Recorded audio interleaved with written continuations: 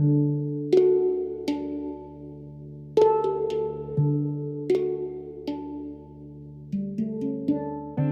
to the Water People podcast, where we talk story with some of the most adept waterfolk on the planet. I'm your host, Lauren Hill, joined by my partner, Dave Rastovich. Water People is a place to acknowledge and share the aquatic experiences that shape who we become back on land.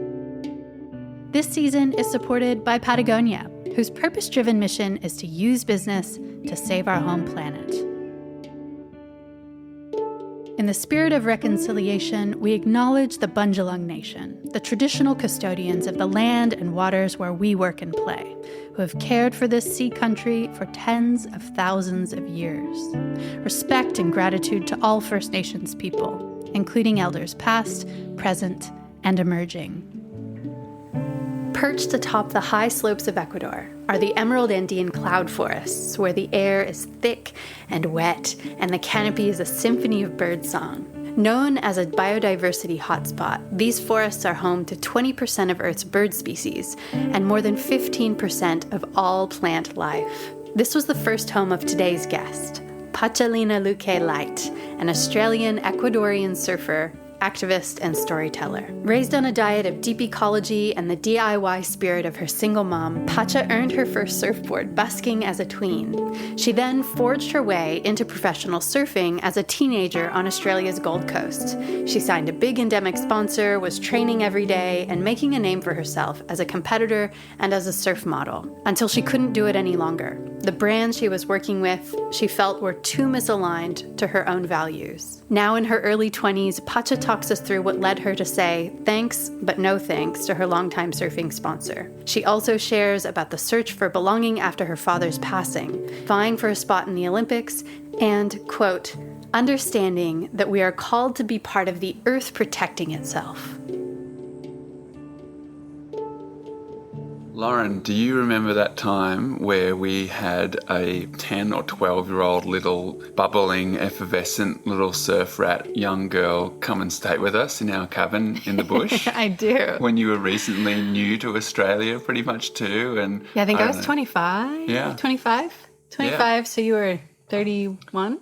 Yeah, I guess. 31. I felt like a child still. Mm-hmm. And we met up with her parent, Anya Light. We were at an event. I want to say it was a localization event, but it probably wasn't quite then. Maybe it was one of Helena Norberg Hodges' events, or maybe it was a surf thing. I can't remember. But Anya Light was there with her two kids, Pacha Light and Yanni. And somehow we ended up bringing Pacha home for a sleepover to our little cabin off-grid in the beautiful coastal rainforest just outside of Byron Bay. And she trusted us, which was just such a testament to her incredible, trusting parenting. And we got to hang out with Pacha, and I remember driving up our little dirt driveway in my old beat-up Subaru that would periodically just turn off while you were driving, and you'd have to like coast to the side of the road because none of the electricals were working.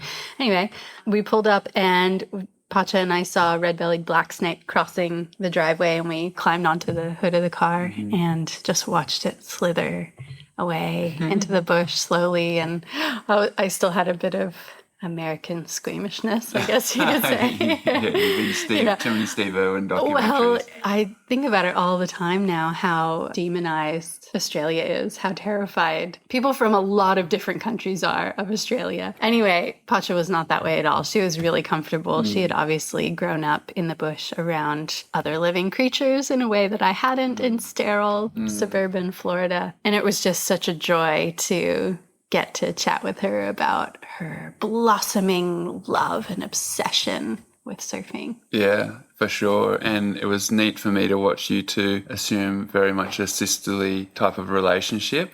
And then for that over the next few years to really develop in very interesting ways, because your timeline with having a surf-related kind of career had always been so different to anything else I'd ever seen, given that you were a very successful young woman riding longboards and having a sponsorship for pursuing some of that with Rip Curl, and then going to university and doing your environmental science degree, and then pretty much walking away from that surfing bubble. There wasn't a into lot of other things. opportunity. Yeah, it's a pretty small bubble. It was a small bubble. And Not a prone to lucrative popping. bubble. Yeah. Not a lucrative bubble. Yeah, but you walked away from all of that, and then when we got together, you came back into that because we were adventuring and we had to travel away from Australia every few months because of visa issues and things. So we were on the road, and we were inevitably on the road surfing. And I was pretty much just like a barnacle who was always there. So I met the right people, and say la vie. Well, you were also an accomplished writer already, and a person who could convey big feelings and connect the seemingly disparate ideas and concepts, which was really fresh in the surfing world at that point, and still is your point of view. But you started to then deal with companies again, surf companies, and the dynamics in those companies. And I really saw that when you and Pacha got to hang out, and she became a young teenage girl, that those companies desperately wanted to wrap in their bikinis and swimsuits and then plaster on billboards and magazines and advertisements all over the world. And she's there going, what do I do? What do I do? How do I get through this? It was very special to have someone like yourself, and myself to a degree, talk about it and say, this is what you get, this is what you give, this is what they take, and be strong and navigate it well. And it was just a really wonderful dynamic to see. And she did. She went into the thick of that world, and you continue to be an ear and a shoulder for her. It's a really great dynamic. I mean, I don't think that I had much to do with her choices at all, but there were a few key moments where she came to us with a feeling of wondering, like, what do I do here? And I feel like we always encouraged her to listen to her strong inner voice. She does have a strong inner voice. And through this conversation with Pacha, it just made me think about choices, turning points, moments where things could have turned out very differently had we chosen differently. And I think about, that time after I graduated from university and I wasn't sure what to do. I remember buying this book about the quarter life crisis, about being 25 and how it's a common time where people really struggle with knowing what direction to move in. There's so many options. How do you edit down and create this pathway that's true to you and what your goals are and what your vision is for this life that you're going to create, hopefully over the next 50 or 60 or 80 years of human existence. It feels like a lot when you're 25. And I was at that point and I was applying to jobs. I was going to maybe teach English in Japan. I applied for that, did some interviews. I was maybe going to teach environmental science at a private school in Florida. I was just searching for a way to pay off my student loans, first of all, just practically, and then also just start getting experience under my belt so I could figure out at least what I don't want to do, so I could work toward what I do want to do. And I started talking with a school about salary and working there and moving to the southwest of Florida. So no surfing, hot, flat. And I started to get that like claustrophobic feel of like, if I do this, I'm going to feel lost. I'm going to feel further from who I want to be rather than closer to who I want to be. And so I ended up saying no. And that probably didn't make a lot of sense at the time because the practical alternative work-wise at that point was like go move in with my mom as a, early 20s something and start working a bunch of menial jobs and just chip away at my student loans. And that's what I did. I worked as a waitress. I worked as a deckhand. I worked as an assistant to a real estate person. I just did all the menial jobs I could find to kind of gamify my student loans and just pinch pennies and pay them off. And I did. But the big impact that had on my life, besides getting rid of debt, which was a huge impact, it turns out, was creating space for writing. So it was that time when I was doing all these jobs that didn't mean anything to me that I started working on something creative that really meant something to me. I started blogging and writing and exploring themes that I'd been introduced to at university and also weaving in my surfing. And I had time to surf again after university where I wasn't riding waves a lot. And so basically the work that I did then, the free work, laid the foundation for all the work that I do today. Just writing, learning how to express myself better. How about you? I was sitting in the lineup just now. We just had a little surf at the local point break, and it's a beautiful sunny summer day. The wind's offshore, the ocean's turquoise, and there was only one other guy out. And I saw him sort of like using his finger to point point, point, point, point, back and forth. It looked like he was doing eeny, meeny, miny, moe. And Minnow's just learned eeny, meeny, miny, moe, so he uses it a lot. And I was wondering, one, how do you choose which wave in a set you're going to take? Well, if you're listening to this podcast, then you're probably someone that we want to be surfing with. So I'll tell you that generally in nearly 90% of lineups around the world, it's the second and the third wave that's the best wave of the set. Now, don't tell anyone else who's not listening to the Water People podcast, because we don't want everyone to know this. And two, okay, second question. Can you think of a time where the stakes were high and you made a choice where you had to say no to the money? Or actually, can I jump in? I'll think of it for you. Please do. One of the times that I was most proud of you was when 7 or 8 years ago, you came to a point in your contract with Billabong where you were renegotiating and all the big head honchos came here to have a meeting under our beautiful big ryeberry tree in the front yard. And I knew that you were going to knock them back. You were going to say, thank you, but no thank you. I can't keep working with you as a company. I need to do something else. My heart's telling me to try something else. And that was so brave because you had nothing else locked in. There was no other form of income at that point. You'd only ever been a professional free surfer your whole life. You didn't have any other skills or education Don't to forget, fall back also, on. I'm really bad with money, so I didn't have any good savings in the account or anything either. That's also true. So it was even riskier than it should have been. Yeah, totally. But I was just so proud of you, a little bit nervous because there was still a mortgage to address and there were stakes here, responsibilities. But you felt deeply in your heart that you couldn't keep working as you were working, keep doing the same job that you've been doing. You were bored and understimulated and I think tired of being in front of the camera in the way that you were. And you stepped away. And that was so brave. And thankfully, Patagonia came along a little later and made you an offer, but there really was an in-between point where you had to step into the abyss. You had to jump off the cliff, not knowing whether you'd be caught. How was that for you? So thanks for your kind words, sweet Lala. It's great to hear that and to feel appreciated. At that point, it wasn't like a moment that just sort of popped up. The last few years of me being involved with Billabong had given me signs that as an organism, if you can call it that company, it was really ill. It was not functioning in a thriving, wonderful way. And I can say that because when I was a kid and I was brought into the Billabong family, it felt like a family. It was a private company. Everyone was hanging out with each other, even when they weren't working. There was multi-generations. There was Indigenous surfers being backed by Billabong at that point. So many great junior events happening. It was really thriving. There was a real energy to it.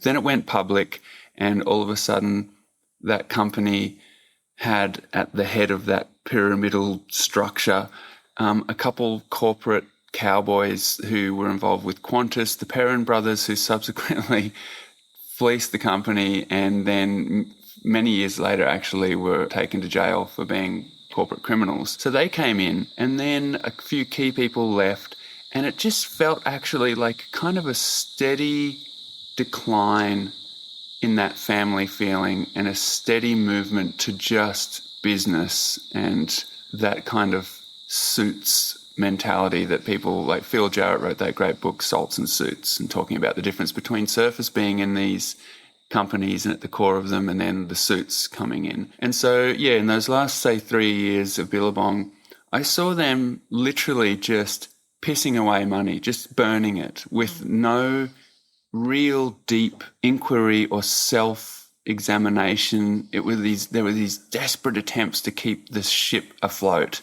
And so that was, the seaplane idea where many millions of dollars went down the gurgler with the seaplane. Then there was a trip to Indonesia to try and bring Billabong back into the core surfing community or whatever that is supposed to mean. And so they hired the Indies Trader 4 and flew in helicopters, Andy, Parko and Joel and Taj, out to the Mentawais to land on top of that boat to do a 2-week surf trip that was somehow going to resurrect the company. And the surf was flat and it was like 500 grand just down the gurgler. Then the last one that I just felt was just so silly that was making me feel like, man, this is just a bad direction, was when they got the whole team of the Billabong surfers at that point, big wave surfers like Greg Long, Shane Dorian, Occy, Donovan Frankenrider characters, all the way down to little grommets and all of us in between in France to ride a riverball wave in France, thinking that if we all got on the one wave together and they took a photo of us surfing this one river wave together to show that Billabong had the corest surf team in the world or something, that it would save it. And we all subsequently got really drunk on great Bordeaux French wine and pretty much missed the wave. I think only Greg Long and maybe 2 other gurus caught the wave. And then there were all these desperate attempts to try and save the trip and the idea after that. So anyway, this was sort of the trajectory that things were on. And I was really getting tired of figuring out ways to siphon off money out of Billabong to great community grassroots groups around the world that I'd made friendships with. And it was just, I just felt like I was pushing shit uphill and I was bored. And so all of that was in my mind. And I just felt that it was time to do something different.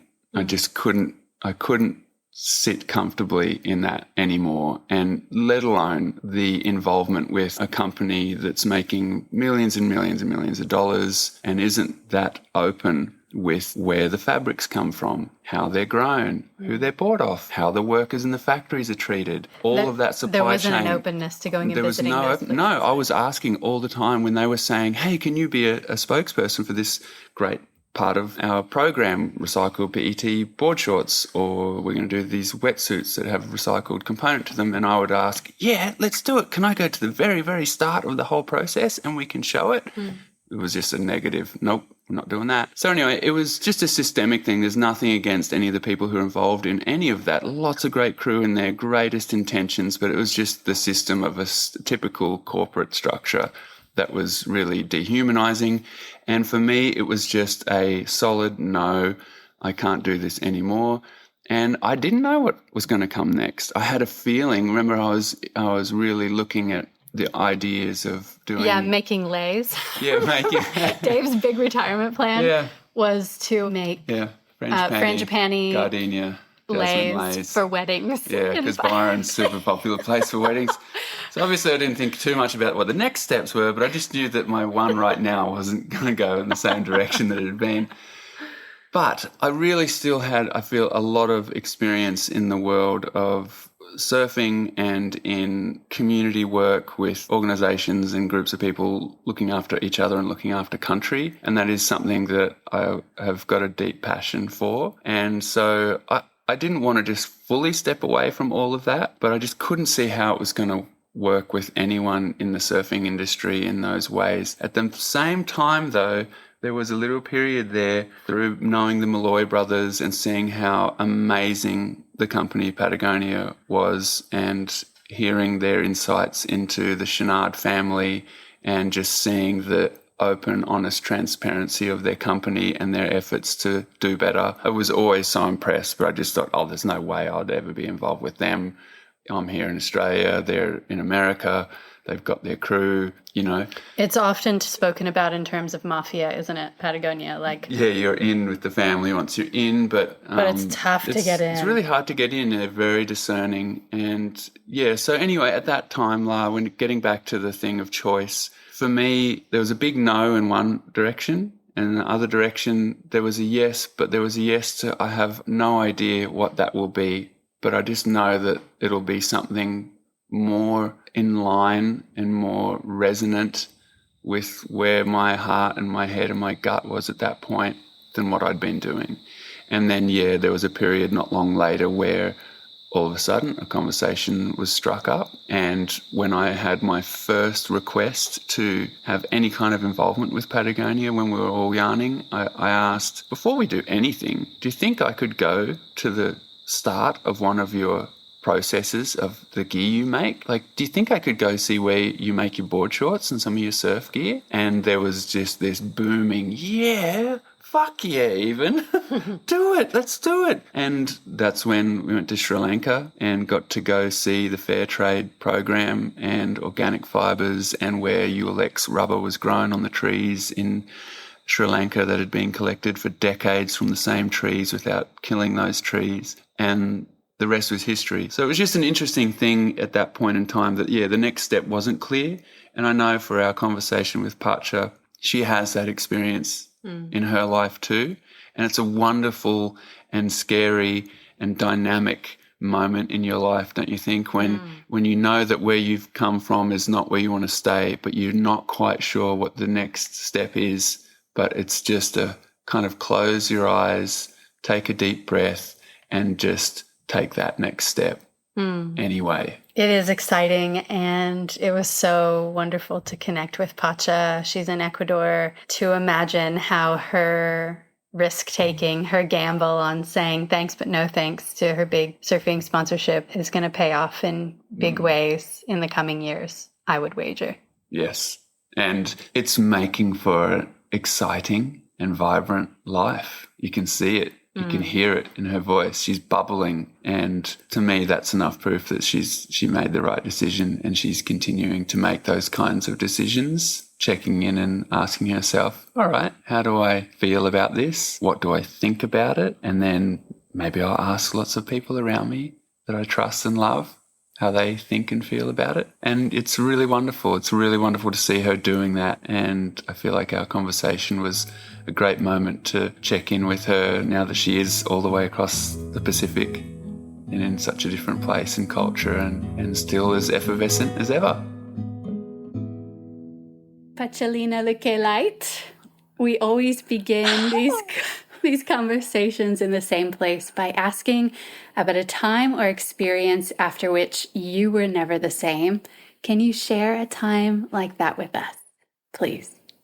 Oh, wow. I really been listening to your podcast for many years. I've been watching you guys for many, many years. So I've really tried to sit with like what I would ever say if this question was ever asked, and definitely thought of two moments that definitely accelerated kind of big moments that I need to sort of jump in the deep end moment. And it was definitely the first time I kind of was welcomed into the surfing world by busking for a surfboard, and my mum couldn't afford it. So, taking to the streets at local markets and raise enough money to, fund my own dream of surfing. And it was granted by an amazing gift by Laura during a surf competition on the Gold Coast. And Laura she gave me one of her backup boards. Laura Enever, the huntress. Yes. I loved it. She changed my life that day. I think she was 19 and it was my 10th birthday. And I decided to go down and dance on the beach. And she gave me one of her boards. And, I was really thinking about that moment and realizing, like, okay, yes, that was that moment. That was like, wow, this could be possible. But then I was thinking about how it just accelerated this dream of surfing, and it introduced me into a kind of more kinder introduction than probably many others, had, with a lot of struggles and around the world and different accessibility of the beaches. And I could go every day. And so I went every day, if there was a chance I could go, I'd be in the water. And having her guidance throughout all of these years, that was probably another huge part that, gave surfing that hold on me, and knowing I had her as a role model. But definitely, I think when I think of like a bit more recently, those moments that if you look back and think, wow, take those big jumps. And for me, that was, when my father passed away a couple of years ago, and it really opened up a complete quest into who I was, stripped back, not just to that kind of what I did. It was who I am, and what I was going to be doing with this life. And I realized I needed to figure out where I came from. And that started with painful and confusing and still sort of tricky situation of mourning a future, mourning something that's, was never there. But at the same time, it's like taught me to completely open up and deal with those uncomfortable questions and uncomfortable answers and just, dive in. So I think those are the two moments, but the last one was the biggest. Yeah. Thank you for sharing with us. I'm so sorry about your dad. The connective tissue between those two stories that comes to mind is about your parents and how your mom her answer to you having this great curiosity for surfing was work it out, go make it happen for yourself, 10-year-old daughter. And then in the other story, I was just wondering if you could talk us through your parental connection a little bit. And maybe you can start by starting at the start where you are right now. Yes, for sure. Yeah, I always say, and we always talk about it with my mom and my brother, about how, like our spirits or something, choose our lives or choose the bodies that we enter, or kind of can have a sort of see into the future and be like, okay, yep, that's exactly the life I want. I don't care if it's hard. I'm going to choose this one. Because I always joked with mom that I saw exactly her life and her journey, and I chose her, that mother, that extremely difficult point in her life where she did not want to have children. My mum's an environmental activist and has spent her whole life, devoted her life to incredible levels of campaigning and protesting and managing all of these different initiatives and cooperatives around the world, in Ecuador, Japan, Australia, Malaysia. Her stories just keep evolving and kind of endless in terms of all these amazing, inspiring kind of moments. And I sort of changed her life by being born and coming into being here in Ecuador when she was doing environmental work out in the cloud forest, and meeting my father during mangrove reforestation in his hometown. And she kind of realized that she had to put all of her own goals aside, and became her purpose to have children in a world where we have a future and we have a planet to kind of enjoy. And so, she took us along for the first couple of years of our lives and some amazing journeys, but she didn't slow down until we literally had to say, okay, like, we want to go to school, we want to have a bedtime, we don't know like when's the best hour to brush our teeth, because it was like, we should have a concert or a protest, and it would just stretch into all these strange hours. We would sleep in some random places, like music, like doesn't matter, we could sleep through anything. There was a lot of curled up on cardboard protest signs and stuff, but she was, but at the same time it was the most exciting times of our lives and most happiest when we look back.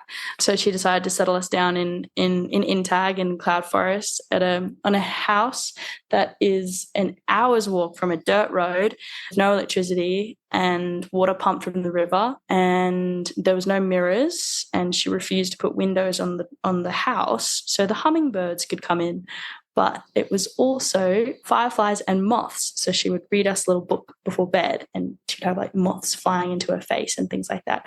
So it was like she chose the most unconventional upbringing, but it gave us so much just essence of like just joy wherever we were, no matter what we had. We knew how to like live pretty simply. And she is kind of the biggest and most incredible inspiration that I'm, count my lucky stars every day that, she's my mother. And I think I hear a lot of stories of kids who, sort of would like to be separate from the narrative of their parents and what kind of story or what kind of journeys they go on. But for everything that we've been through, I know that she's that stable kind of consistent support that I'm just so grateful for. And still, every day I can speak to her and talk about something nice and light, of like talking about going for a walk at dawn, or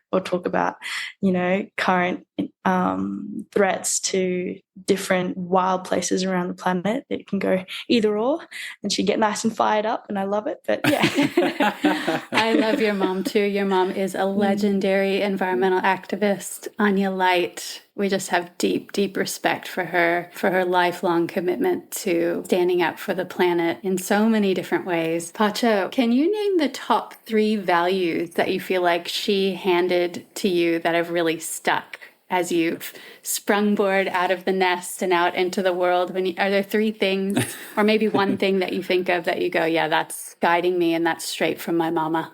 Oh, yeah. I think she, as much as, in the last couple of years, maybe her patience has started to, she just explains it a little bit more that, she's running out of patience, but so she was just like, oh yeah, nah, I'm over it. Like, if somebody doesn't like me, I'll just be like, nah, and walk away. And I was like, wait, what, mum?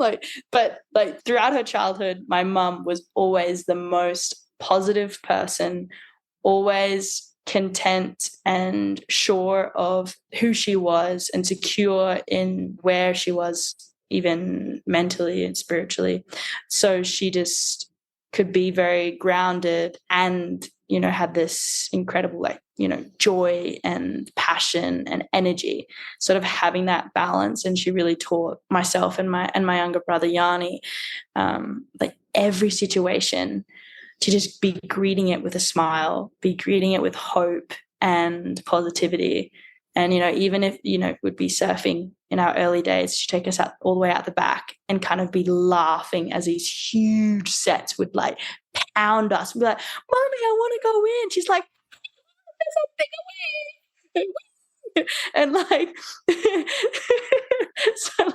And so yeah, laughing in these moments of complete chaos has been a huge sort of guide throughout, especially the last couple of years, in terms of a lot of situations I've found myself in, and a few missed train schedules in the middle of Germany and Denmark, and stolen wallets, and I'm talking to her on the phone, and I'm like, yeah, and then they took my wallet. She goes, that's so funny. How are you going to eat?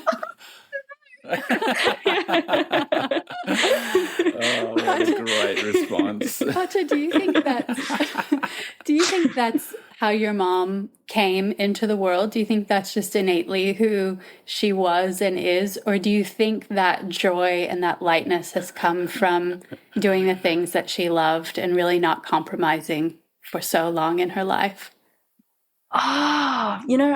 I feel like in terms of her childhood, she really kind of stood out as a black sheep in her family in terms of, having a goal and working towards it and having complete dedication in that, but felt, I think, there was lots of that lifting and carrying throughout her early years, and then even in the environmental movement, and facing a lot of these climate critics and people who didn't have any idea what she was doing and why she was doing it, and what kind of cause this was for. And so there was a lot of kind of pushback, in her lovely smiling face. And so I think it's, I'm not too sure where that, resilience came from. But from stories, it feels like she's always had it. Maybe having kids, knowing that, she had to make sure everything was fun and light, and that's all we remember. There was never a struggle of, okay, where are we going to sleep tonight? Or, missing taxis or, just travel mishaps and finding a kind of comfortable in the uncomfortable. But I'm actually not too sure. It feels like she's always been like that. Yeah. Anya reminds me kind of our friend Howie Cook. I'm sure you would have met Howie. In terms of that, that kind of cheeky rat bag, make good trouble kind of personality. You know what I mean? There's that look in the eye of all right, how can we stir things up here, but in the purpose of betterment for all, not just making trouble, but good trouble. And I've always really respected that in your mama and in people like Howie who have been in the struggle for equilibrium or the struggle for righting wrongs or healing ill relationships between people in place and animals. And I can see how that kind of, I don't know, just that effervescent spirit is certainly in you and in your brother, and how that's passed on. And I know for Lauren and I, it's really exciting to see how then you will guide that in various ways as your life continues to unfold. And I know when we've had cups of tea and hangouts in the past where you've been trying to navigate the surfing world and the surfing industry specifically, that even though you're dealing with pressures and sort of weird dynamics in that world, you still had a lot of that effervescence, that laugh, which I just think is so classic, that I'll figure it out. And it's just been a really wonderful thing for me to watch, especially to watch you and Lauren talking about that and navigating that part of your lives and helping each other, and you helping Lauren have a perspective of how it feels to be a young teenager in 2010s or whatever, or a young 20-year-old now. And like, it's just a great thing to watch. So I didn't really have a question with that. I just wanted to point that out and say that that's been a really wonderful thing to watch between the two of you. Well, I just admire, Pacha, I admire you so much for, yes, your vibrant spirit, and also for your commitment to your values. It's so rare for someone to be offered a big brand surfing sponsorship contract, and for not many people say no, but even fewer people say no because the brand doesn't align with their own integrity of what is right relationship with the world, because they don't align with how the brand's doing business. And you did that. And I would love for you to talk us through, you wrote of that time, quote, "It's scary to step away from all of this, the scaffold of support and security, especially in such uncertain times, but I need to follow my heart. I want to learn, grow, and love without any contradictions or compromise, to follow my passions wholeheartedly in and out of the water, to do what I can for the earth." I'd love for you to talk us through how you've navigated trying to do the right thing by your values and then also make ends meet, because that couldn't have been easy. Yeah, no, thank you guys so much. Yeah. I think I rocked up at your doorstep on, once I kind of had made that big decision. I was like, what do I really do? I really, really appreciated I think the main sort of advice was like, okay, no, like it seems like you've had the decision and you have to trust it. And it's been nearly 4 years now since I kind of walked away from a very comfortable scaffold and interesting seat at a very big and interesting table and listening to different conversations. And yeah, there was a lot of time of transition and how I could, it's funny, it timed up with a lot of big personal growths and sort of stepping away from a scaffold of living at home with my mom and having her support. So I kind of drifted a while trying to find that pieces of grounding and ultimately peeling back layers of, okay, what is my heart really saying though? Like I can't really hear it. Like, what do I do now? And I was really lucky to sort of still roll off savings from that contract, from those years in the competitive and very dimensional surfing experience. It kind of only really has clicked in the last year or two about how I can, be working on the road and be able to travel and knowing that that place, that uncomfortable sort of in between different homes, not really knowing where to ground myself, that place is actually safe as well, and that's okay. I do kind of really want to be exploring different ways that I can continue to storytell and sort of bringing that out of the water and connecting to different communities. And I guess just really remembering what gives me joy because it is the carrot on the stick. It's still dangling. There's always a nice shiny carrot that's probably not going to sustain me very long or be very good for me. But at the same time, just have to make different choices and sort of go penny pinch in Ecuador for a few months. That's kind of what I did last year. I was like, $3 is almuerzo, where you get a big soup and a big plate of food and a drink, and it's that's like $6 Australian. I'm like, I can live out there, get amazing swells and penny pinch, but it's good. Mum's like also like dubbed the queen of saving money, so I just call her and I'm like, Mum, how did you do it? She's like, oh well. I was wondering, what about being part of that core endemic surf industry, what about it wasn't good for you specifically? I'm just thinking about other young people who maybe are in a similar situation, who are questioning and they're afraid to do something different. What about the experience didn't sit right with who you are?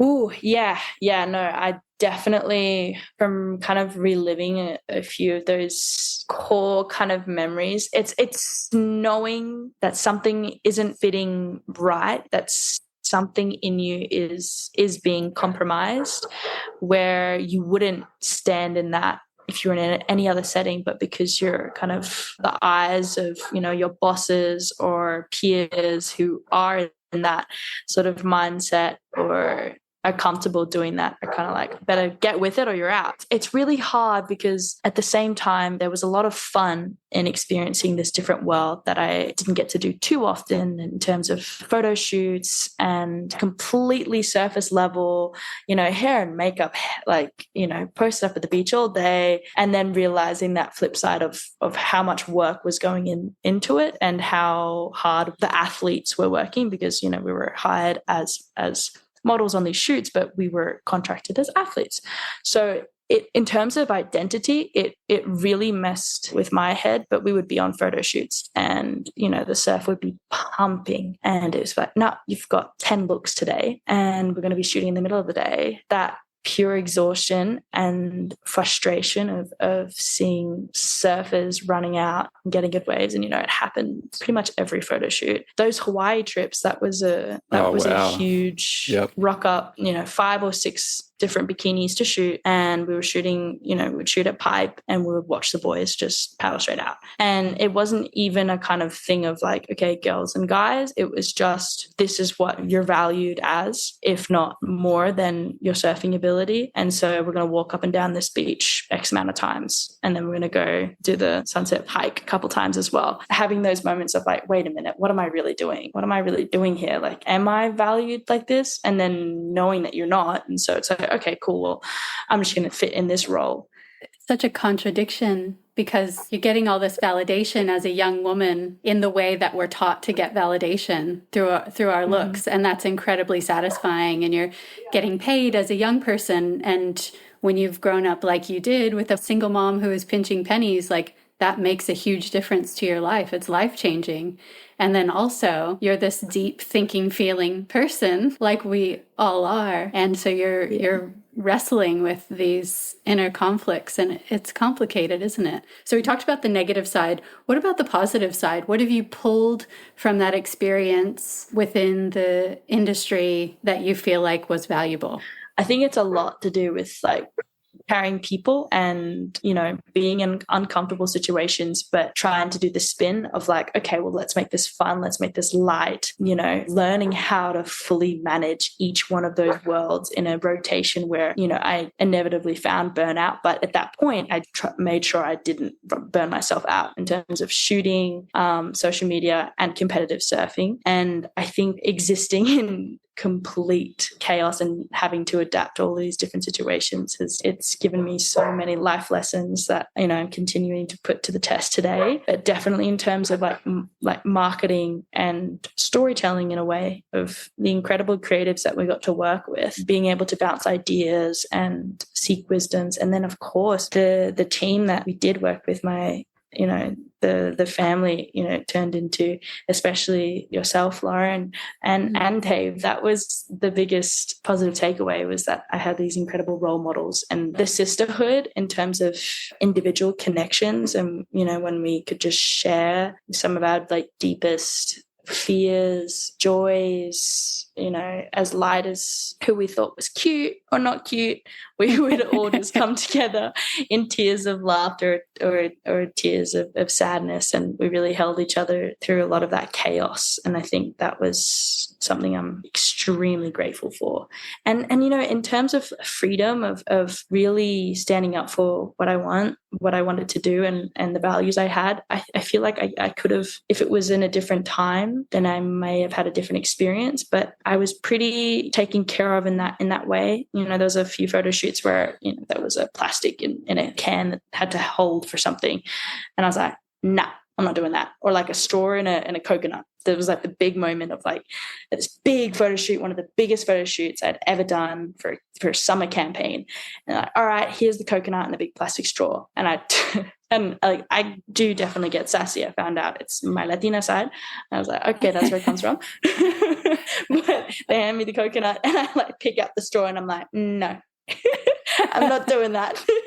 And I grabbed the coconut and I put it up to my face, and then we do the shot. And so there was a lot of those moments where they could have been like, oh, you're such a brat, like, you know, this little girl, just teenager, just being sassy or whatever. But they let me stand in that truth, and that was really incredible and really empowering, and knowing that I have a bit more of a stance in those topics. Yeah. Awesome.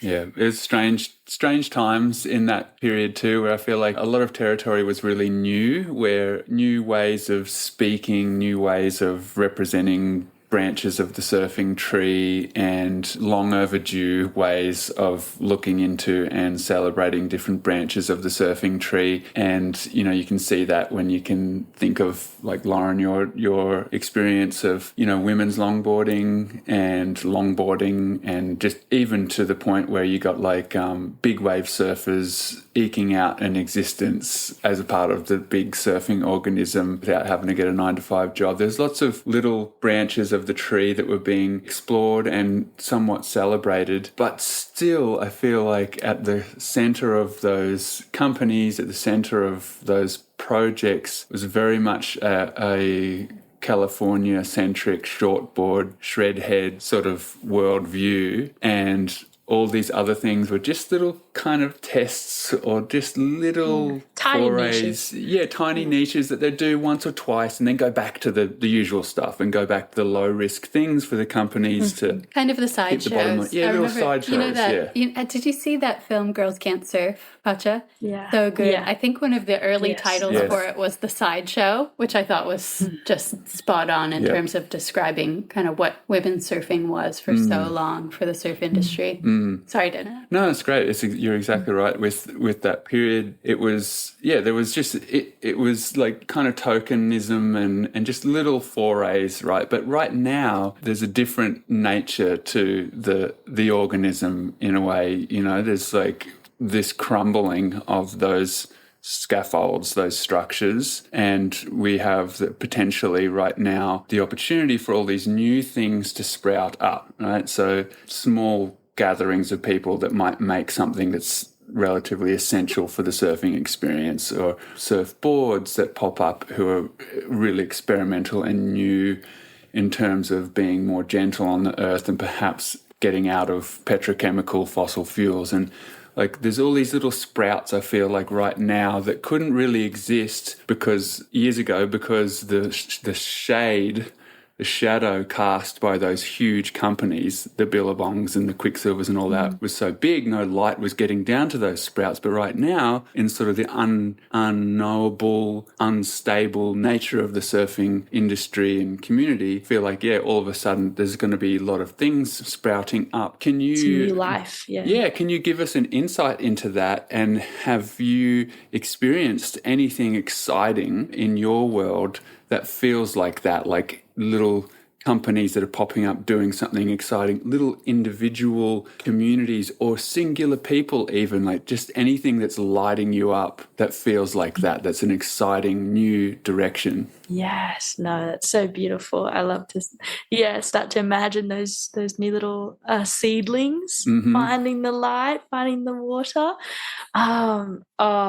In terms of, where we are in history and in this sense of finding your way as even a female surfer at this point in time, I feel like it's never been a better time, a more sort of free time, and to see this complete trend, like just intersectional, completely fluid ways of existing in the surf world and in our world, in terms of who we're seeing in the limelight, and how quickly that shift is happening, how quickly different perspective, different people's stories are becoming more and more important, and it's not just the same cookie cutter stereotype that we've seen for so many years. I think I've been extra kind of excited about these new communities delving into surfing, and seeing the Indian surf team at the ISAs, and all these new countries entering this celebration of surf, and as they have been doing for years, but just seeing it on more of a mainstream media kind of that whole world. Lately, I've kind of been sort of piecing together some dreams of bringing more women into the water here in Ecuador, and really just sort of like teaching the lineups here about inclusion and having more women in the water, having more people from different backgrounds. What's the culture like there, Pacha? Like, what does the gender split look like in the lineup? And Yes. is there a teaming surfing community in Ecuador? I haven't been before. Dave, you've spent a little bit of time there. I passed through Ecuador on the way out to the Galapagos Islands, and You've been? Yeah. So I was there in is it Guayaquil? In Guayaquil? Yeah, you were in maybe Montanita or somewhere like Playas? that. Yeah, but I think we got a couple days of surf, and then we went out to the islands from there. But but yeah, it seemed like there was a thriving little pocket of people then. This was many years ago. You probably weren't even born. Still monitoring about which parent to go into. I was like, Yeah, exactly. Rastas on a surf trip. Yes, I liked the atmosphere. But yeah, give us an insight. What is the nature of the place and the people like at this point? So growing up, whenever we would kind of return and whenever sort of more involved in surfing, I definitely in the town where my father's from, the only girl in the water. And there's a few photos, I think I was 12 or 13, and I've got my boardies and my rash vest on, and I had to hold it up. Like I had all my cousins out there, but I was like, And I kind of, going back earlier this year, for the first time in a while, I kind of held that sort of, all right, time to go stand my ground. And I was kind of a mixture of surprised and also, kind of what I expected in terms of what the lineup was feeling like, and how people would react for a girl surfer on a shortboard most of the time, sort of paddling around and trying to go the sets and stuff. It definitely, when we had those big swells, it kind of did feel like, that Australian lineup 20 years ago, maybe, in terms of, which is kind of interesting because I only started surfing 12 years ago. What I would have, how it would have been, what I would have imagined. I'm pretty lucky. But like I had a lot of, calling people off the waves and sort of needing to really prove myself at every lineup for the first like half an hour, to then people could actually realize I was, going to go on the waves and, actually, surf it, and they couldn't just drop in and go down the line anyway. But it was a kind of shock about how little women were in the water or on the beach. And it was really fascinating to learn of the stories of the local women who were venturing into the surf, and how much of a struggle it has been in terms of going against family, the traditions in terms of what a woman's role is, and how much time they're spent in the sun, not learning or not at school and surrounded by surfers, which, still have a pretty negative sort of stereotype of just lazy surf bums pretty much. And I think it's been a lot of like that sort of, teaching lineups of just by existing. And so that's like this next stage of learning more about the women who have really pioneered in terms of the competitive world and the free surfing world here in Ecuador, especially the story of Dominic Barona, who's the most successful, most powerful, incredible pioneer of women's surfing in the competitive scene in Ecuador. And she's represented Ecuador in the Olympics and has fought so hard with such dedication for so long on the QS all around the world from a very kind of unprivileged background in terms of financial support and sponsors. It's very difficult in Ecuador to find sponsors, even with like customs and shipping and, which licenses are allowed to distribute which companies, things like that. So in terms of opportunity, she really, proved to a lot of young surfers and, they're the next generation that it is possible. But there's a big gap. There's like that 10-year sort of gap between her and the next sort of people who are going to be taking over those national Latin American championships, and then the ISAs and the Olympic pathways.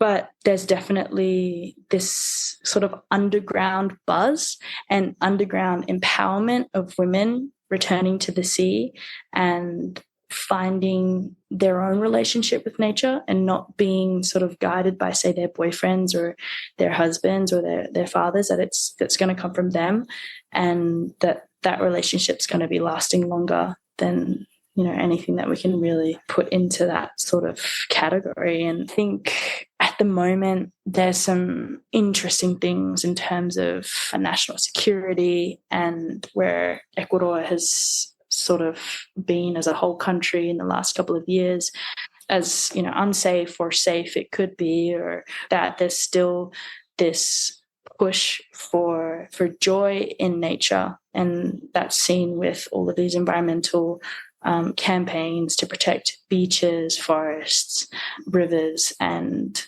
all of these different ecosystems in terms of rights for nature.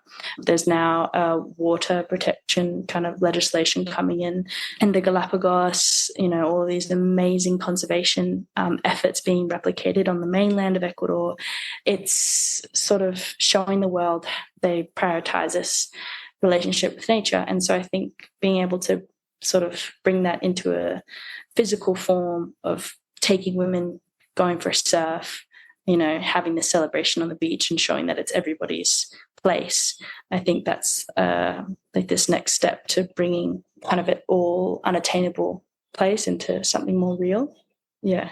That's fantastic. It's so great to hear you say that. And I feel like those vibrant edges of the surfing world are kind of the most exciting and fun and least complicated in a way areas of the surfing organism, where you can just see that there's no commodification of things. There's no potential career, opportunities overlording the surfing experience. It's just, like you said, about connecting with the place that you inhabit and feeling that water and if it's clean or not, or hanging on the beach and whether that beach is clean or not. And having a community. And people playing and staying together through that play. It's super exciting. It'll be really great to see how you move through all of that. Pacha, you spoke about stepping away from the big surfing sponsorship contract. What happened next?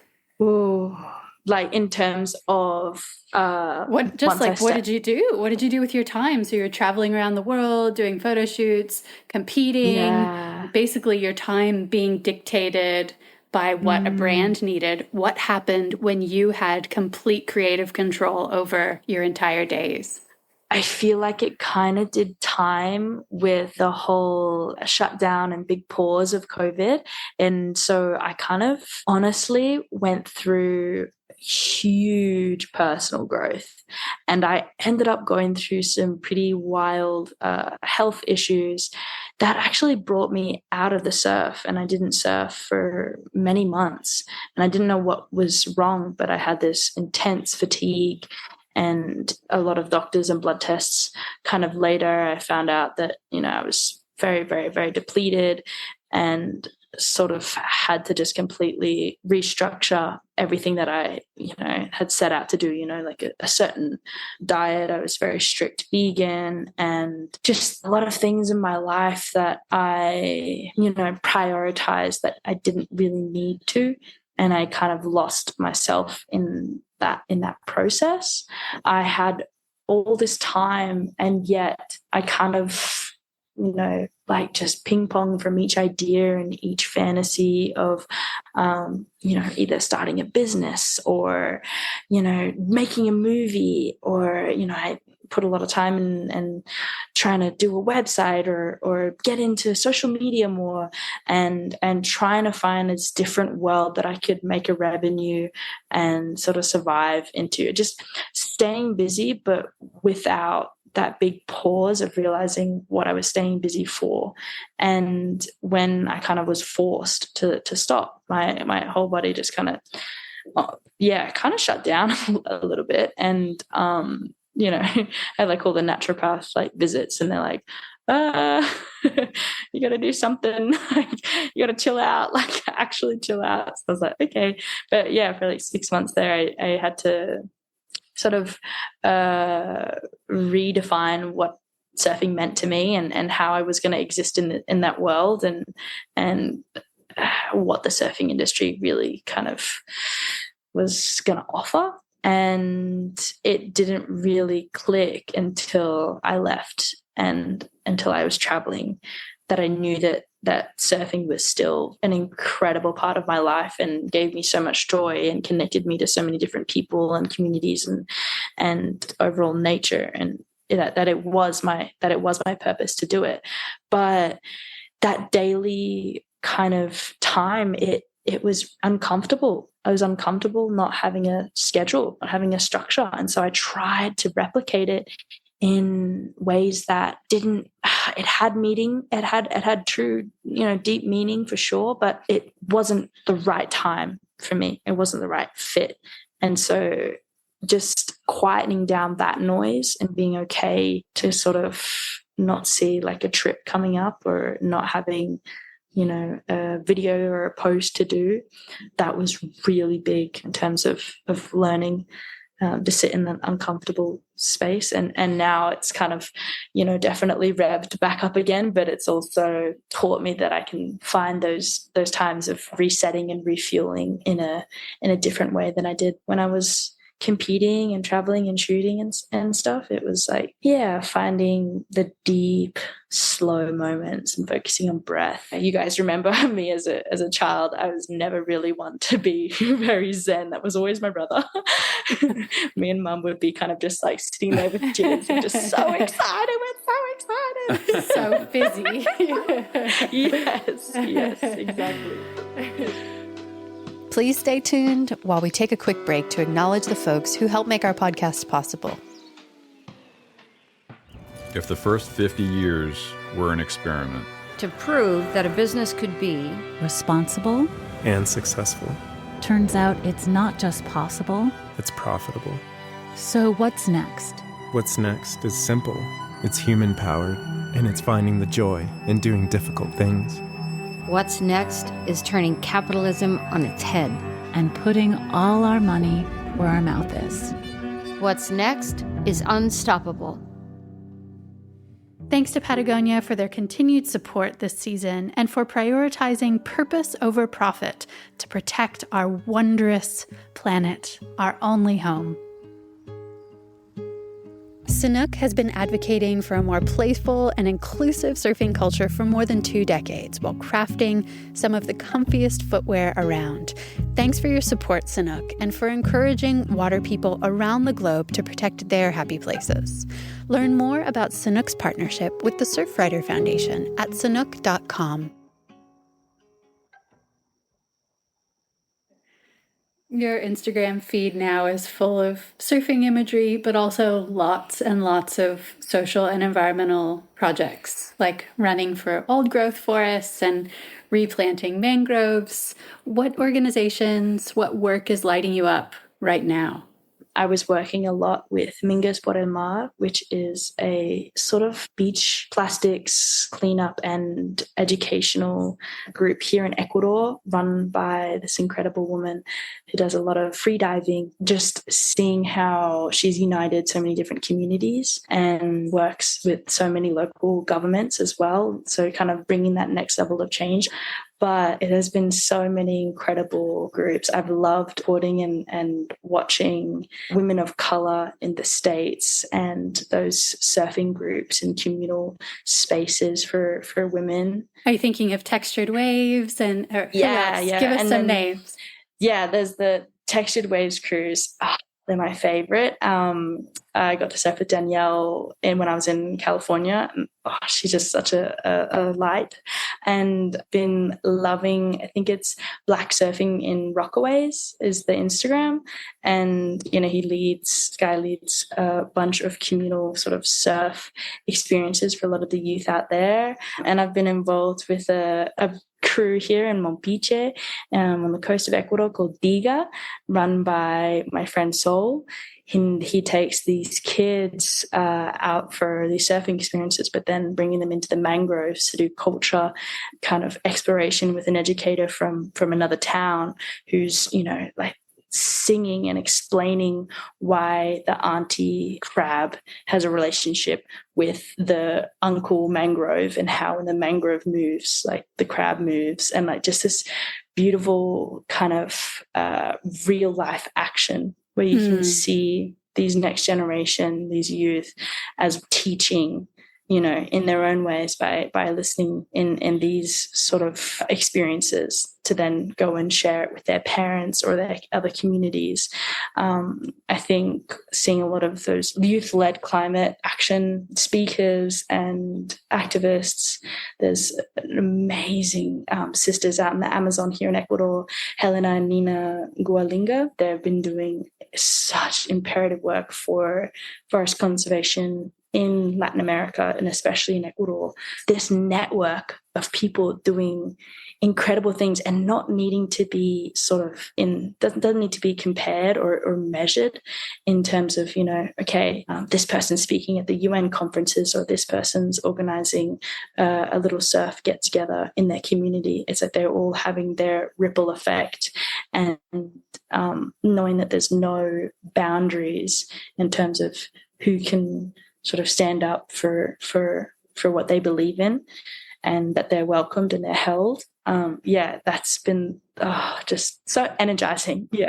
Lots of hope in the current times. Can we talk a little bit about deep ecology? It's a philosophy that's meant a lot to me, and I think it's meant something to you too. Is it something that's still relevant in your life? I guess just to summarize, deep ecology is based kind of on the belief that that we need to radically change our relationship to nature from one that values the living world solely for its usefulness to us to one that recognizes nature and all of life as having inherent value. What has that philosophy meant to you, and where did it touch your life for the first time? I think it definitely, it's pretty hard to live down a name like Pacha in terms of the deep ecology movement. So thanks, Mom. So Pacha comes from Pachamama, which is the Quechua name, which is the indigenous people of the town I was born in the cloud forest of Ecuador and the Andes. And it pretty much comes from Mother Earth.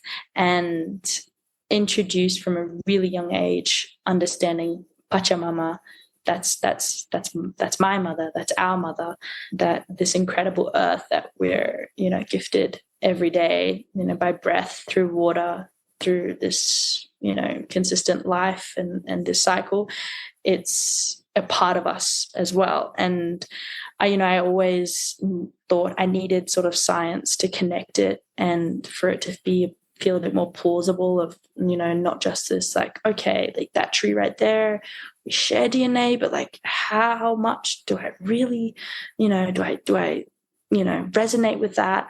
And, being around a lot of the work by my mum, she really focused a lot of, this system change on deep ecology and understanding that if people would shift that thinking of the earth being a separate thing, that we could come together and knowing that once we're healing the earth, we heal ourselves.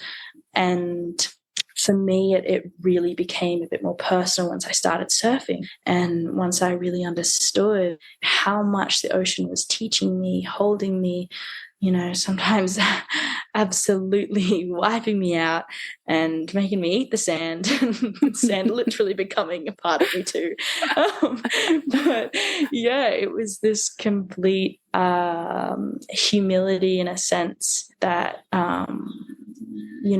like just shattering that ego, that sense of, okay, we've got to control over this home, this place, nature in any way. And we look at a lot of examples of thinking that we've got some sort of control over weather, agriculture, all these different industries, people, and having surfing, doing small amounts of teaching in a way where it's a gentle introduction to this bigger ideology or understanding that we're not the most powerful creatures, and we don't get to play God, and we're also swept up in this complete magic of being a part of this planet that where I think there was a crazy link I heard from Cliff Capono about the reef sharing structures only found in our heart and our lungs are actually in coral ecosystems. And I heard that pretty recently, and I was completely, transformed in that space. I've been doing a bit more of free diving and spending more time underwater. That was a big fear of mine growing up. I was like being on top of the surface and kind of going deeper and searching deeper, just like our hearts, in a sense of how much we feel and how much we connect to so many different things in our lives. That's, can have that same feeling of being deep in the ocean.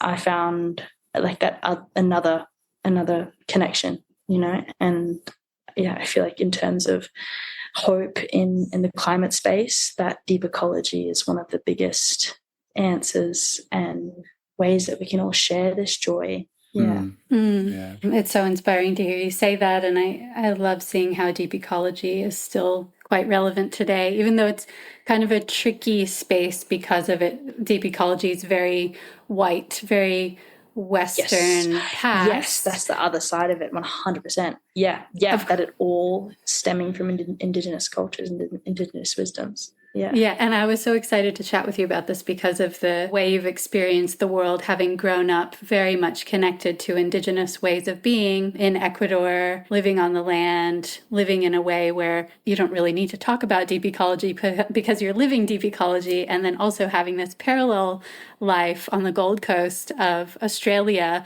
where deep ecology is something that would be very, very useful for people to talk about because life there is very different than living on the land, I guess. Let's put it like that. Definitely. Can you talk about the significance of hummingbirds to you? You mentioned the hummingbird from your early life there in the cloud forests. What do they mean for you now? Oh, that was, it's a beautiful story that's been kind of throughout my life with my mom and my brother and I.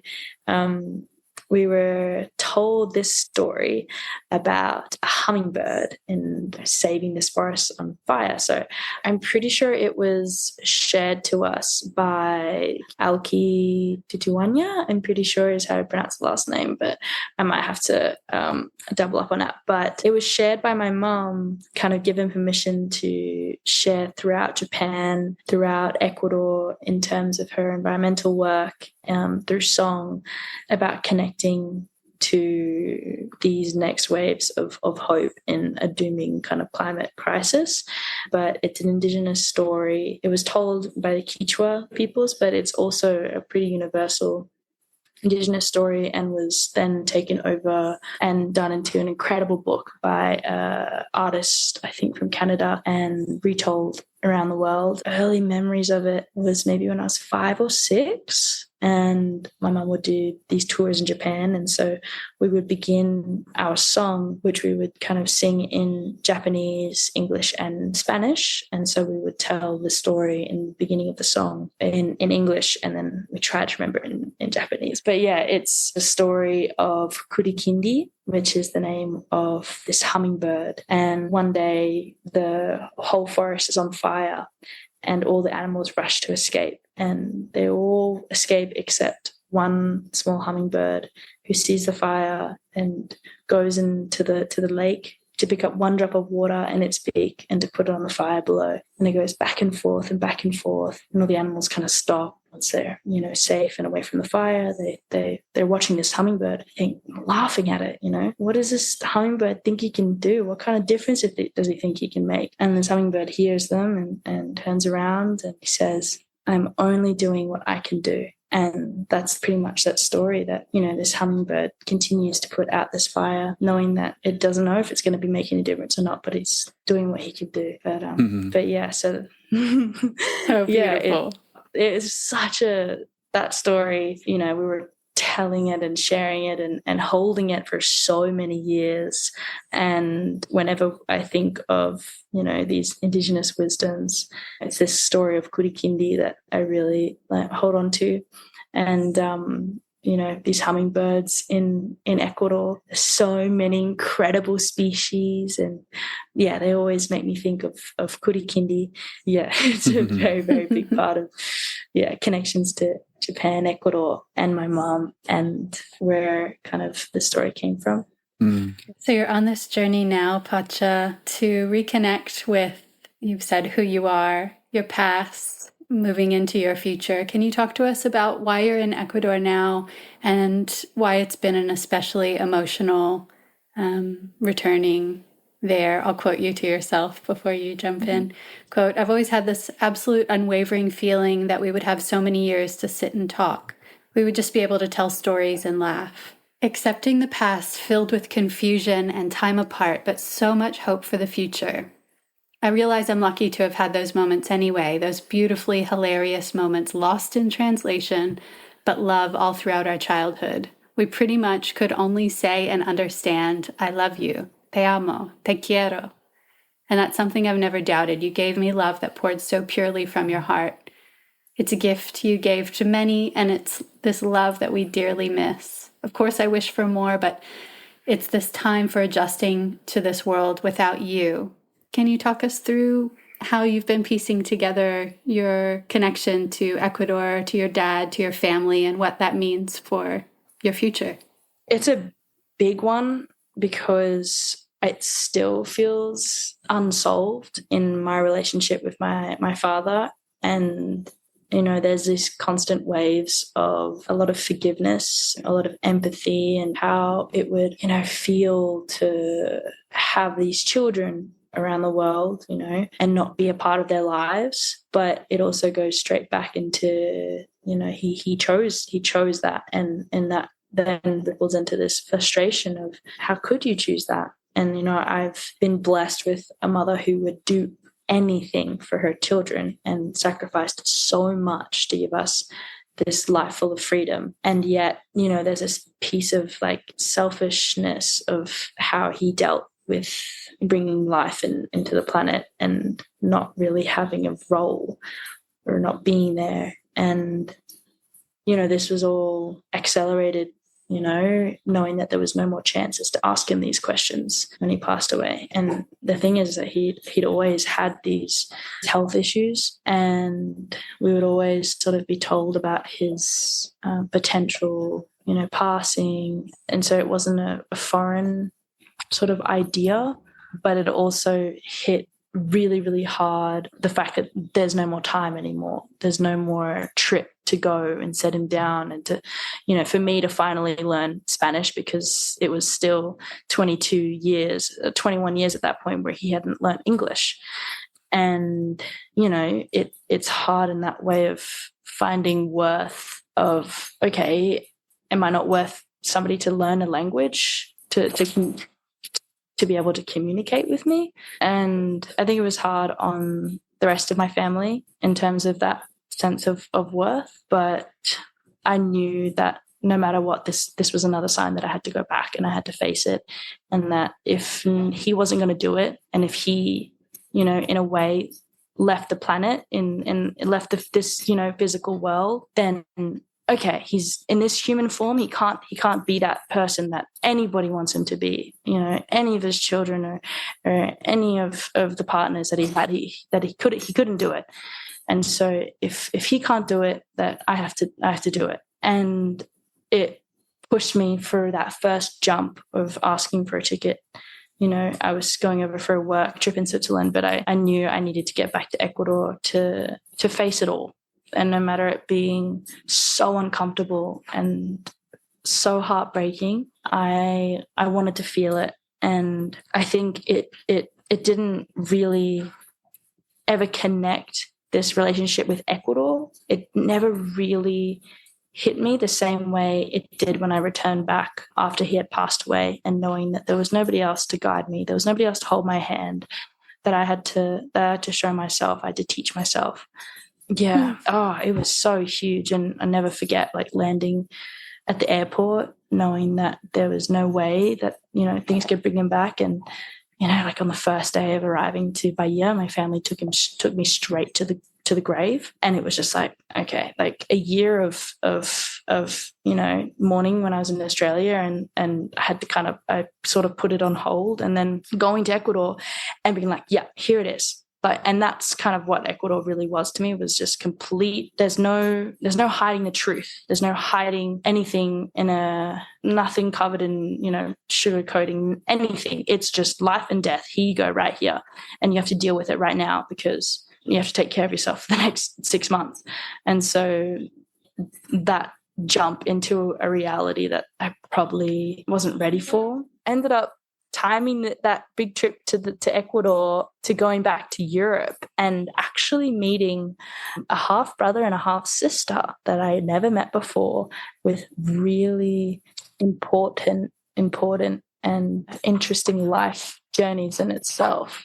A half sister with an English woman and living in the south of Spain, and a Norwegian woman as well. And so my whole life, we always had, me and my brother both knew of that we had half siblings, but we had never spoken to them.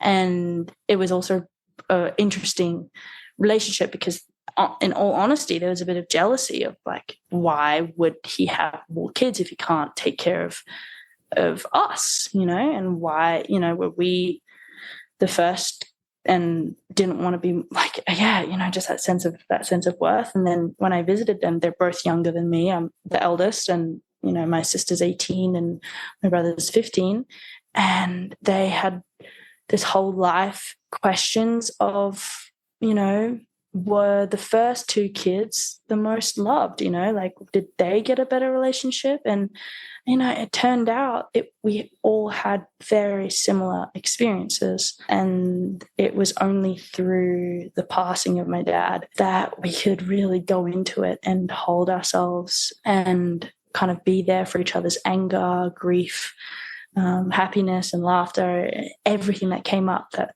we could just finally meet some people who truly understood and know that it was never any sort of competition, that we had mothers that cared for us so much and provided for us our whole lives without another partner.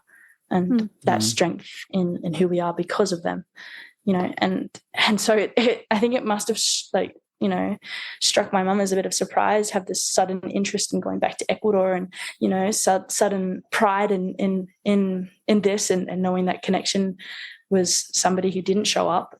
But for me, it had to go beyond that, and I had to go into those feelings that, you know, may not be on this sort of world plane kind of thing, and it had to go into that sort of spiritual place, and knowing that the human dramas, that it finally couldn't touch that relationship with me and my father, and it kind of opened a new chapter for myself and for him. But yeah, and, you know, you just have to, you know, a lot of that guessing of, is this the right way? Is this the right way I should be moving? But yeah, it's a lot of trust in those feelings. Yeah. I lost my father recently, and he was around physically kind of sometimes, but not really any more than that. And strangely now I feel like I can connect with him more, that he's not in his physical body than when he was. Like, it's not something I expected, but I feel like our connection is stronger now. That, like you said, the human drama and his own barriers around expressing feelings, and, you know, just being the person that he learned how to be living in the deep south of America, those barriers aren't there anymore, and it feels like a sweeter connection now in some way. Yes, 100%. I really, really hear that. Yeah. So you swore off competitive surfing a few years ago, and I know you're doing lots of things in Ecuador: personal work, environmental work, connecting with community, but also you've had a change of heart in terms of your competitive career. Can you tell us about that and what you're dreaming up for the next 5 years or so? Yes. So this is kind of almost that extension of what we just talked about, in terms of this connection, this indescribable kind of pull. I kind of completely shut down that version of myself who would be, you know, that aggressive, competitive, and sort of thriving off that comparison. And then I sort of stumbled onto a contest, a nationals event here in Ecuador, and I, you know, had been offered to surf for them back in, you know, 2018, and kind of just didn't feel like it was really my place, that I would, you know, be stepping on people's toes, that, you know, I didn't have that connection to Ecuador that, you know, other, you know, young girls had. And with this kind of big pull for identity and ancestry, I decided to enter one of the shortboard competitions, you know, very hesitantly. And I realized that there was more of this celebration and more of this sense of community at this Ecuadorian sort of nationals event. And I got excited again and shared joys that I kind of had never really experienced, especially in that, you know, Australian or Western sort of competitive, I guess, that structure, or that the kind of stairways into, you know, QSs and then World Tour and things like that. One thing we didn't talk about, you were really on the high performance Australian professional pathway. You were going to the high performance training center. You were doing like abbreviated school where you were surfing and training and filming every day. You were on that trajectory and then broke out of it. And now you're finding your way back to that world, but in a completely different way. Yeah, that complete reliance on this competitive structure, training for 4 hours a day, everything, you know, lived, ate, breathed competition and numbers and strategies. And yeah, to kind of sort of drift out of that. And then also having this imposter syndrome of, okay, will I be welcomed back into this world? Can I exist in this world again? And how can I treat it with a higher purpose? Because, you know, I mean, my brother and I, we pretty much were raised in our early years of surfing on Blue Horizon, and that's when, you know, we developed a very, very healthy obsession with Rasta. Super healthy. We weren't watching it every night. I swear. But yeah, me and my brother would always choose every time we'd watch it. Okay, are you Andy or are you Rasta? And he would always choose Rasta. And I was like, oh yeah, okay, I'll be Andy then. Like he'd always say, no, I'm Rasta. You can't be Rasta. I'm Rasta. Okay, well, I'll be Andy. And that was kind of how our paths really sort of went towards, where I, really focused in on the contests, and he decided to ride the cool, interesting designs and shaped himself in a layer at 12, I'm pretty sure, and would just go finless or riding twinnies before anybody was kind of, the Groms at least were really into it when, we were, D-bar every day at 6 a.m. training, Yep. He'd be on a twinnie. But yeah, so he was actually with me for that event, and I really asked him, I was like, do you think, should I actually do this event? Don't think I'll be stepping on people's toes, or, do you think I have a place in this? And he said, yes, go for it. And he stayed at the beach all day filming me, watching, supporting, and I ended up winning this contest.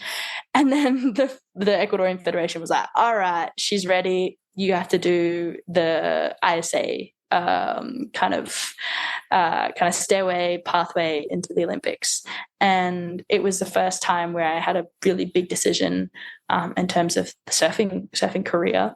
And I kind of had to really look at myself in the mirror of what gave me this joy and energy. And I got to go to Panama for the Pan American qualifiers. Unfortunately, I didn't have enough time to change nations is the big logistical side of representing. I used to represent Australia, and I went to an ISA junior titles for Australia back in 2016. So I had to have a certain amount of years between representing Australia and then a form that would go in and be a certain amount of months. And so that certain amount of months overlapped this contest that would have put me to the, if I qualified, to the Pan Americans, to then have a spot for the Olympic kind of contest in Tahiti. But I got to go along to Panama anyway with the team of Ecuador, and I got to see and finally experience this complete. I want to quote you, Dave, once when you were describing surfing about how it is to describe color to someone who's never seen color before in one of your videos, and how it's so amazing, but you can't find the words. And I had this moment in terms of identity in who I was, and all these years of feeling so out of place in terms of where I was in the Australian kind of surf community, and where I was most passionate, and where I would, get so excited that I couldn't contain myself, or so passionate that, people just couldn't understand. There was a lot of different barriers, and it was like, I landed and, was with these amazing surfers from Ecuador. And I was like, oh my gosh, they're like me. They're as excited and like wear their hearts in their sleeves and are so supportive of one another, and this true feeling of family. And although I was a new addition, they completely welcomed me in with arms completely wide open. And I just had this click in my brain in terms of finding identity, searching my father's ancestry, and then being able to surf with an Ecuadorian flag on my board in a place, just representing this country that gave me life, and continues to pave the way of who I am in the future. And it was just this, I tried to write it down. I really tried. And I was like, I ended up just yelling for a while of this is incredible. But That's so great. Back now, and we have one more qualifier in Puerto Rico, and it's the last chance for Olympic qualification. this event in the end of February in the ISA Worlds, and I'm hoping to go with Team Ecuador. But for me, it's like the start of this complete new life in terms of being around the surfing industry here and knowing that I can surf and be in the water and be in a rashi for something bigger than myself, and that I can hopefully inspire this next generation and help guide these next women coming into the competitive scene as well as into the ocean for the very first time. Yeah, just finding those little connectivities and knowing that there's a higher purpose when the rashi comes on and the comp siren sounds. And it's like, okay. That's so great. And I think it must be so exciting for you to feel some, I guess, sense of meaning related to surfing that goes beyond just self-satisfaction. Like you're saying, it's all tied in together. And that just by you being there and being out in those lineups, like you mentioned at the start, by just being out in the water and being an example of a young woman that's feeling safe and supported and strong and confident to be out in lineups and to be embedded in your living world there is just wonderful. And that coming from the kind of like the, I wouldn't say treadmill, but the machine-like nature of the high performance center, the Gold Coast worldview of individualism, of basically it's just every person for themselves, and you need to be at the front of the line, at the top of the point, the center of the dais at the end of the day, holding the trophy. It's all about you be fit, you be strong, you be healthy so that you can win. It's not very healthy. And I feel like you more often than not hear of people that lose the love of surfing because of all those layers that are layered on top of the surfing experience when you're a kid, of it becoming a career, of it becoming a status symbol, and all of these layers that I feel are very dangerous and detrimental to young developing minds and developing bodies. And so it's really awesome to hear that you have that history to recall, and to understand that in somewhere like Ecuador, where there's these new generations growing into the surfing world, that you can speak about that with them and speak about the party, fun spirit that you're saying you saw in other people in Ecuador at these events that you can really relate to, that you can keep that in your mind with people there and understand that it's great to have these goals of singular success and of being a winner at the end of the day, though it is also really great to have the goal of feeling like you belong with a community, feeling like you look around and you feel love and connection with other people. And it's one of the more wonderful attributes of surfing when that's the case, when it's the surfing that brings everyone together and you have a great time. And sure, someone's a winner at the end of the day on the podium, but pretty much everyone's a winner because you've had a day at the beach together. Yes. I'm super excited to see how you go with that and how it grows, and how your time there with people, and especially young women, will certainly water and illuminate those new little seedlings that are sprouting and shooting out of that amazing fertile area of the planet. It is such a spicy and awesome, energetic part of the world. Ahi. Ahi. So it's just great. I'm so stoked for you. I'm really stoked for you because, you know, it's just great. It's real life, and you can see the light in your eyes around all of this, and you can hear the fire in your belly when you start to speak about this specifically, and that's going to be a great contribution to the surfing organism, the surfing community. It's really cool. Thank you so much, Dave. It means so much, and a lot of this kind of dive into kind of a big unknown comes from, you know, the wisdoms from you guys and guidance, and that self-belief of, okay, this is, you know, the right steps to be taking. And I'm just so grateful to have always had you two as a guiding light, and just a constant support throughout all these different very different chapters, and can't wait for you guys to come and visit some Ecuadorian waves one day soon. Nice. With little Minnow. That sounds great. Yeah, I can't wait to get there. Pacha, you spoke about how powerful surf storytelling has been in your life with the reference to Blue Horizon. You've dabbled in your own storytelling with your really, really lovely Women of the Sea series. If you had to choose a single story to share with the world right now through writing or film, what would that story be? Do you have something in mind?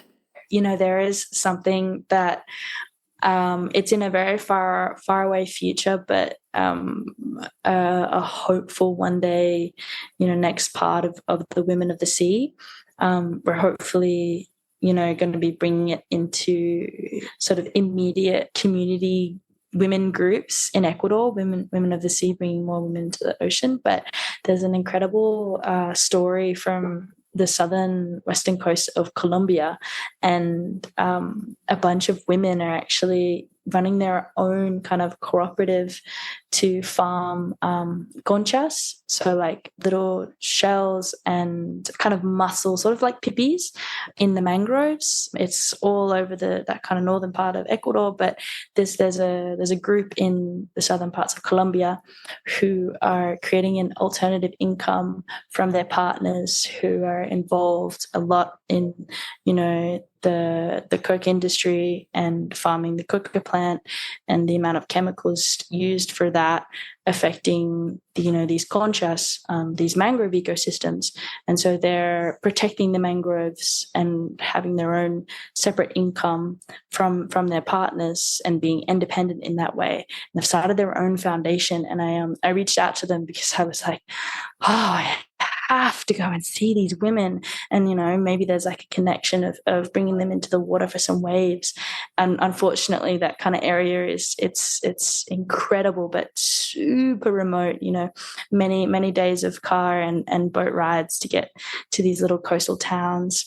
It's not for right now, but it's a dream that hopefully will become a reality. But I think that connectivity of wave riding and women's stories, reading and watching your films, Lauren, has been an incredible part of even my childhood and womanhood, exploring all of that. And I just hope to, sharpen those tools to tell more and share more of those stories and that connectivity that we all as humans have with the planet. Thanks so much for listening with us today. If you like what you heard, please consider sharing an episode with a friend. Our editor this season is the multi-talented Ben Alexander. The podcast soundtrack was composed by Shannon Soul Carroll, with additional tunes by Dave and Ben. We'll be continuing today's conversation on Instagram, where we're at Water People Podcasts, and you can subscribe to our very infrequent newsletter to get book recommendations, questions we're pondering, behind-the-scenes glimpses into recording the podcast, and more via our website, waterpeoplepodcasts.com.